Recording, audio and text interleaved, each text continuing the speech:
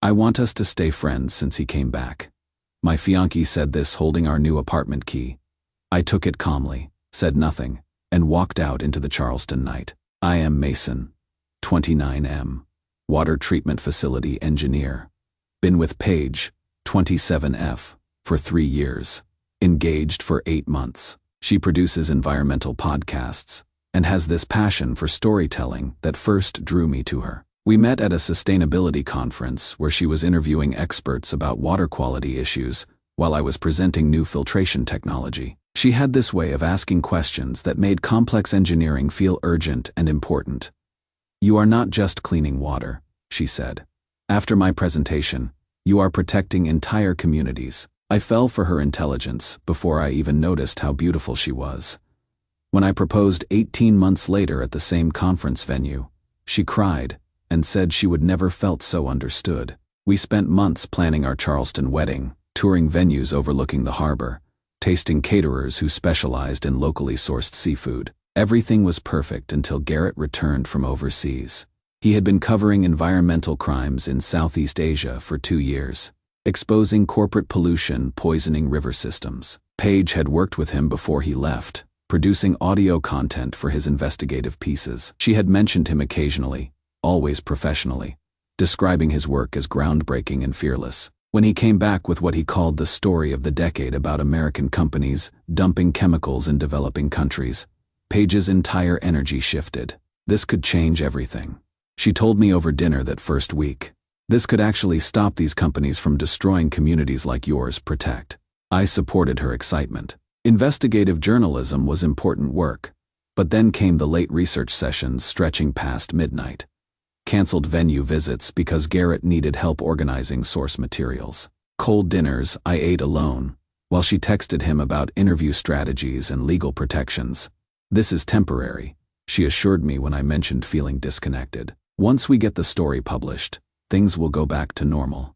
But normal was disappearing one canceled plan at a time. Our conversations became entirely about Garrett's investigation, his sources, his deadlines. When I tried discussing wedding timeline or apartment move-in dates, her responses felt distracted and impatient. "Can we talk about this later? I need to focus on something that actually matters right now." The breaking point came on a Tuesday evening in November. I had prepared dinner and waited until 9 of the clock, watching our food get cold while she worked late again. When she finally came home, she was carrying a box of her things from the studio and had this strange, determined expression. She set the box down and pulled our new apartment key from her pocket, holding it like it weighed 1,000 pounds. "Mason, we need to talk. I have been thinking about us, about what I really want from life." The key caught the light as she turned it over in her palm. "Garrett's offered me a partnership on this investigation and others like it. Real journalism that could expose corporate environmental crimes on a global scale." I felt something cold settle in my stomach as she continued. "I think we should take a break from the engagement. I want us to stay friends since he came back." She extended the key toward me like it was a peace offering instead of the end of everything we had built together. I took it calmly, said nothing, and walked out. I spent that first night in my truck parked at Folly Beach, listening to waves crash while processing what had just happened. The engagement ring I had planned to upgrade sat in my glove compartment, suddenly meaningless. By morning, I had made my decision. I drove straight to my brother Connor's place in Somerville, 20 miles inland, where he offered his guest room without asking questions. "Stay as long as you need," he said, helping me unload my single duffel bag. For 3 days, I called in sick and sat on his back porch, drinking coffee and watching his kids play. Their simple joy reminded me that life continued even when your own plans collapsed. When I returned to work that Thursday, I threw myself into projects with renewed focus. My supervisor noticed immediately. "You seem different," she said during our weekly review. "More decisive, more willing to take on challenging projects." She was right. Without wedding planning consuming my evenings, I had mental energy for innovations I had been postponing. I redesigned our emergency response protocols and proposed efficiency improvements that could save the city thousands annually. Work became my anchor, something concrete that couldn't be taken away by someone else's changing feelings. But what I discovered 6 months later changed everything I thought I knew about why she really left me. Update 1. So after Paige left, I completely threw myself into work. My supervisor wasn't kidding when she said I seemed different. Within 2 months, I had streamlined 3 major processes and identified cost savings that caught the attention of our Federal Oversight Committee. That is when opportunity knocked. The Tennessee Emergency Management Agency needed an experienced engineer to lead water purification efforts in rural communities devastated by flooding near Gatlinburg. Mobile filtration systems for displaced families, establishing long-term infrastructure where traditional utilities had been destroyed. It is challenging work, my supervisor explained. Remote locations, temporary housing, working directly with disaster victims. But it is exactly the kind of innovation you have been pushing for. I accepted immediately, figured it was perfect timing to put distance between myself and Charleston's memories. The mountains near Gatlinburg were nothing like coastal lowlands I knew. Instead of salt air and flat horizons, I found myself surrounded by rolling peaks and pine forests, living in a FEMA trailer while overseeing installation of portable treatment units in 3 flood-damaged towns. The work was grueling. Hauling equipment through mud, calibrating systems in makeshift shelters, teaching community volunteers how to maintain filtration units that could mean the difference between safe drinking water and waterborne illness. But each successful installation felt personal, like I was rebuilding not just infrastructure but my own sense of purpose. The families I worked with had lost everything but showed remarkable resilience. "Water's the foundation," explained Martha, a retired teacher whose house had been swept away. "Get that right, and we can start over." Purifying our mobile systems, making them more durable and easier to operate. These weren't just engineering problems anymore. They were human problems requiring solutions that real people could implement. 3 months into the Tennessee assignment, I was contacted by Riley Morrison, the federal community liaison, coordinating between our technical teams and local governments. She needed to discuss equipment placement for our newest installation site. We met at a diner in downtown Gatlinburg. Riley was around my age, with this direct way of speaking that reminded me why I had always preferred working with engineers over marketing people. But she wasn't an engineer. She was a policy specialist with a background in rural development, who understood both the technical requirements and political realities of our work. The community in Cosby is skeptical of outside help, she explained over coffee. They have been promised solutions before that didn't materialize. We need to make sure this installation actually works for their specific needs, not just our project requirements. I found myself genuinely interested in her insights about community dynamics. Unlike Paige, who was always drawn to dramatic stories and larger-than-life personalities, Riley focused on practical solutions that made real differences in people's daily lives. We spent 3 hours discussing implementation strategies, and I realized I hadn't thought about Paige once during our entire conversation. Over the next month, Riley and I worked closely on the Cosby installation. She had this gift for explaining technical systems in terms that made sense to people without engineering backgrounds, building trust between communities and federal agencies that had historically been suspicious of outside intervention. People need to understand not just how systems work, but why they are designed the way they are. She explained one afternoon as we calibrated flow rates. Once they see the logic, they become partners instead of just recipients. I was starting to appreciate that kind of thoughtful approach to problem solving. No drama, no urgent deadlines driven by external pressures, just careful work that built something lasting. Then I got a call that made me realize Paige's sudden career obsession hadn't been about journalism at all. My college roommate Derek reached out completely out of the blue. He worked in environmental media in DC and had some news about Paige's groundbreaking investigation with Garrett. "Dude, I don't know if you want to hear this, but that big expose your ex was working on. It fell apart completely. Turns out, half of Garrett's sources were fabricated, and the whole story was based on documents that couldn't be verified." My stomach dropped. "What do you mean fabricated?" "I mean, the guy's career is over. He is being investigated for journalistic fraud.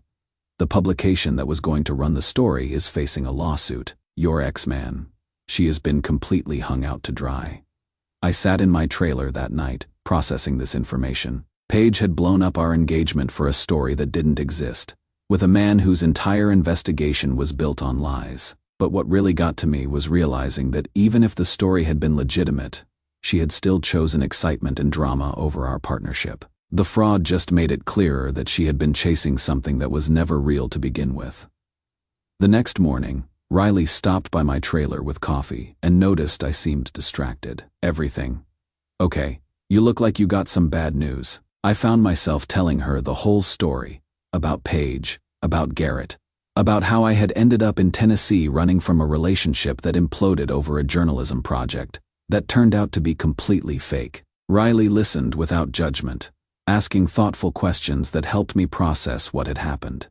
When I finished, she was quiet for a moment. Sounds like she was more in love with the idea of being part of something dramatic than actually building something real with you. That simple observation hit harder than any of the anger or hurt I had been carrying around for months. But what happened next made me realize I had been looking at this whole situation completely wrong. Update 2, just got back from a work conference in Nashville. Sorry for the delay. My phone was blowing up with messages after my last post.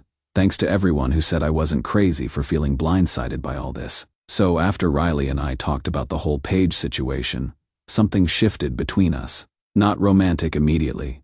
More like I finally felt understood by someone who appreciated steady work over dramatic gestures. Riley had this way of seeing my engineering mindset as an asset, rather than something boring that needed to be spiced up with constant excitement. When I showed her innovations I had developed for the water treatment systems, she got genuinely excited about the practical impact rather than just the story potential. This isn't just technical improvement, she said, reviewing my documentation for a new filtration process. This is infrastructure that could serve these communities for decades. You are building something that outlasts the headlines. That is when I realized what I had been missing with Paige. She had been attracted to my work because it gave her access to important stories. But Riley appreciated it because she understood how foundational systems actually change lives. We started spending more time together, reviewing community feedback on our installations and planning improvements for future deployments. The collaboration felt natural in a way I had never experienced. Two people building something bigger than what either could accomplish alone. 6 months into the Tennessee project, my division got approval for a major expansion. The federal program was being scaled up to serve disaster-prone communities across the Southeast, and they wanted me to lead the technical development team. The position came with a substantial raise and the opportunity to design systems that could be deployed rapidly during emergencies while establishing permanent improvements to community water security. You have created something that scales, the program director told me during our quarterly review in Washington. Not just emergency solutions, but long-term resilience building. Riley's community outreach had become equally successful, with her training programs being adopted as models for rural development projects across Appalachia. When the expansion was announced, she was offered the position of Regional Community Partnerships Coordinator. We celebrated that night at a steakhouse in Knoxville, talking about how our separate career advances could complement each other in the expanded program. For the first time since Paige left, I was genuinely excited about the future rather than just focused on getting through each day. I want to keep working with you, Riley said over dinner. Not just professionally. This feels like something worth building. That is when I knew I had found someone who understood partnership in a way Paige never had. Riley wasn't looking for excitement or drama. She wanted to build something lasting with someone who shared her values. We had been together 8 months when I got the call that changed everything. It was a Saturday morning, and Riley and I were reviewing environmental impact studies on my back porch when my phone rang. Unknown Charleston number. Mason. It is Paige. I hadn't heard her voice in over a year. She sounded different, smaller, uncertain in a way I had never heard before. I know I have no right to call you, but I needed to tell you something. About why I left, about what really happened with Garrett. Riley looked up from her paperwork, immediately understanding from my expression who was calling. She squeezed my hand supportively but didn't say anything. The investigation was a disaster. Mason. Everything fell apart. Garrett. He wasn't who I thought he was. He fabricated sources, made up documents. The whole story was fake. I already knew this from Derek, but I let her continue. But that is not even the worst part. I found out he had a girlfriend the entire time in Seattle. He was never serious about me or our professional partnership. I was just convenient while he was building his fake story. She started crying then. I threw away 3 years with you for someone who was using me to legitimize fraud.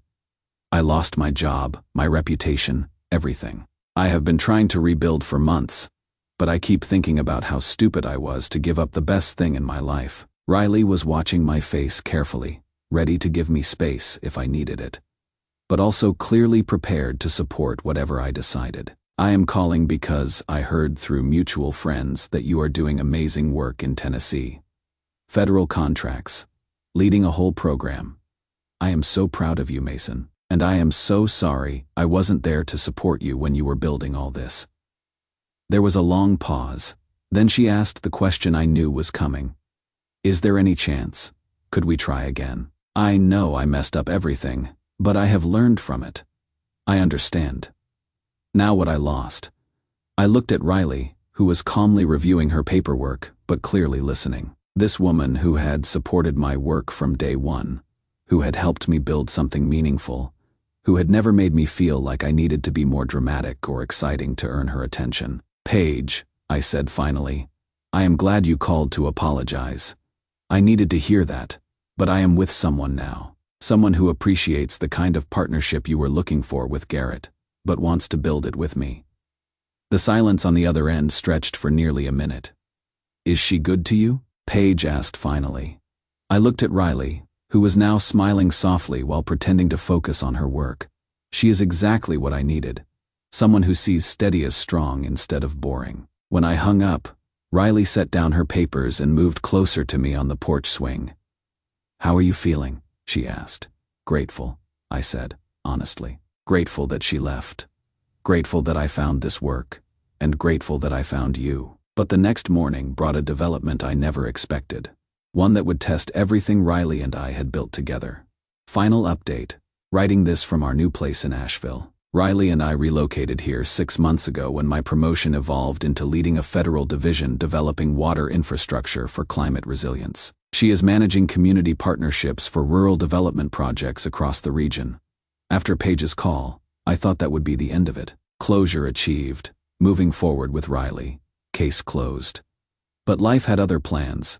2 weeks after that conversation, Paige showed up in Gatlinburg. Just appeared at the diner where Riley and I were having lunch, looking nervous and determined. But I needed to see who you chose over me. Riley handled it with more grace than I expected. You must be Paige. Mason's told me about you.